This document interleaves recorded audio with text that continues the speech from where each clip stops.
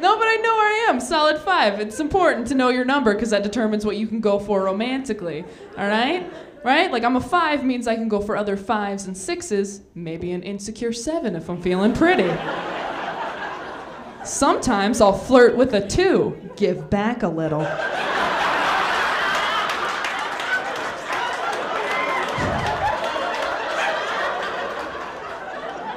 But I don't go for 9s and 10s. That's top shelf, okay? Not for me.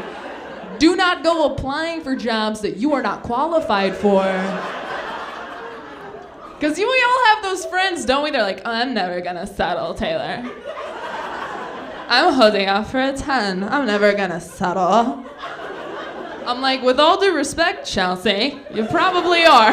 Like, you are gonna get to a certain point in life, you realize perfection isn't realistic, aren't enough George Clooney's to go around. I guess this soft bag boy will do, won't he?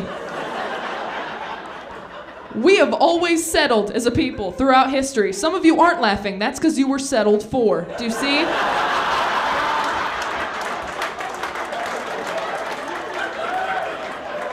Always. Back in the 1600s, they were settling hardcore. They just didn't know it because they didn't have TV. All right? What do we call them now? The American settlers. Do you see what happened? But back then, your world was so small. There was like one hot chick in your village, and she was promised to some rich duke when she turned 14. Like, you didn't know. Marrying a snaggletooth was just something you did. You weren't gonna hold out for a 10 or wait for the right person. No, you married Bertha in a shack and had some fun before the fever took you.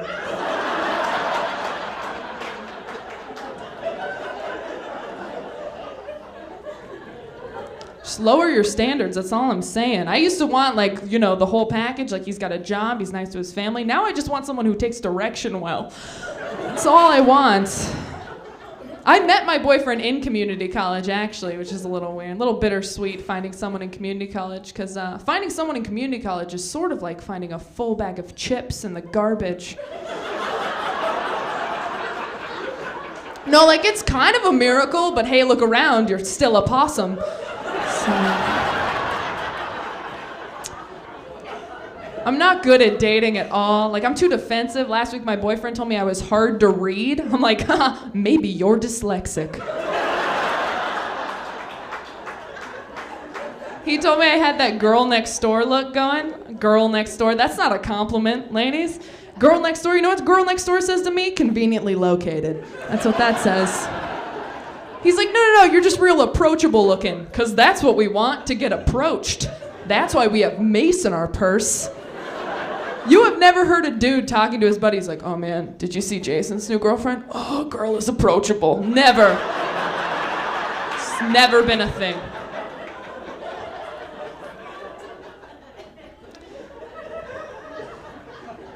I'm afraid of commitment. Commitment's a scary thing. They tell you you're not, on the first date, you're not supposed to go to like lunch or dinner or anything because you can't get out of that quickly. You're supposed to go to drinks or coffee, right? I take it one step further. First date, we just put gas in my car.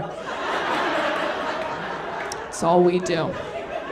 Second date, maybe we hit a Goodwill. Third date, time to see you eat something. We just go to Costco and sample stuff.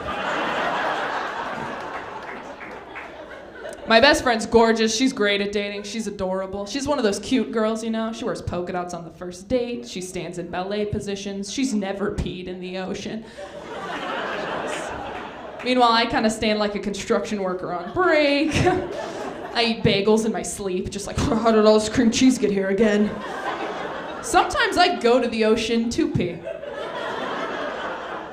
She shops at Victoria's Secret, says it makes her feel super pretty. I don't get that at all. No, it makes me feel super pretty? Googling plastic surgery disasters.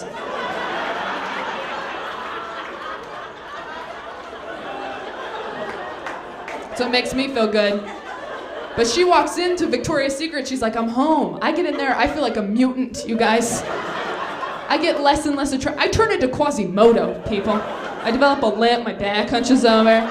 I lose the concept of speech. It's like, oh. All these models are looking at me like, you're not gonna wear our yoga pants. I'm like, you're right. Oh, sorry, I'm leaving. All the way back to Old Navy.